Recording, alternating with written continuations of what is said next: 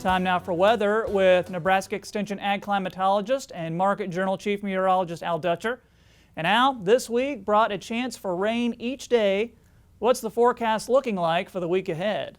You're exactly right, Troy. We did see the scattered thunderstorm activity, although a lot less in the later part of the week than we had during the first part of the week. Broad-based coverage so far this week since last Saturday. Anywhere from 1 to 3 inches in that corridor from Grand Island over to Omaha, about 45 miles north and south of there was the most concentrated area of precipitation this week, although we did have some isolated pockets in southeast, the Panhandle, southwest, and a little bit up into the northwestern part of the state. The biggest winners in terms of precipitation this week was the northeastern part of the state where we had much lower totals, and that's good news because this is the area that we've had more of the significant planting delays. So as we go forward in time, I think that what our main attention will be is whether or not this cool down next week will be as strong as been forecasted over the last 4 or 5 days. There's increasing signs that more of the cold air will push more to our east than it will come directly down into our region. So as we go to the upper air models today, what we are noticing, and here's a big trough, and this is the big spell of changing our weather, so to speak, as we go through the weekend. And it's going to start to move in our direction, this trough, bringing a cold front through the region. So for today, most of the state should stay fairly sunny. We do have low pressure systems stacking up to the south of us. This convection that we do show here Saturday, this is basically coming in after the nighttime hours as the cold front blows through, and then it will start to move through southeast Nebraska as we go through tomorrow morning as high pressure starts to push into our region, and most of the main activity will remain to our south and into the eastern Corn Belt. So you can see the last remnants of this thunderstorm activity. Most of this should clear out through the first half of the day, and then we'll be under a northwest flow aloft as we go into Monday.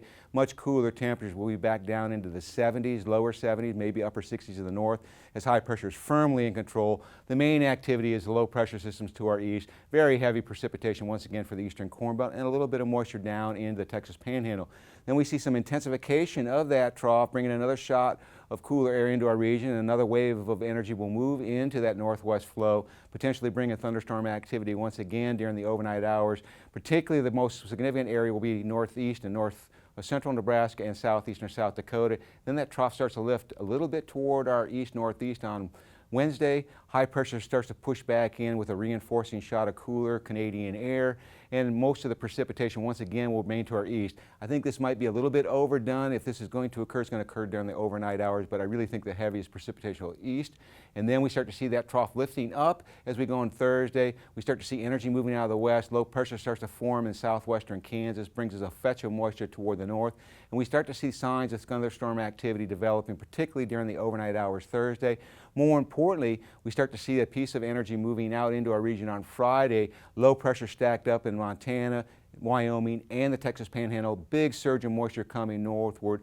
Would expect to see widespread convection, particularly over the eastern half of the state, and we may be looking at some severe weather outbreaks, particularly in eastern Nebraska, with more precipitation to come as we go into the following week. So as we look at the 8 to 10, 14-day forecast, to take us to next Thursday through the following Tuesday, we are looking for below normal temperatures, but I think the core of it will remain to our east as above normal temperatures start to slide into our region, and more importantly, precipitation looks to be above normal, and I think this is underplayed particularly for the Central Plains. So Troy, overall it looks like we're going to see some active weather next week, but it doesn't look to be as widespread as we've seen in the past, but cooler conditions and then very stormy as we go into next weekend.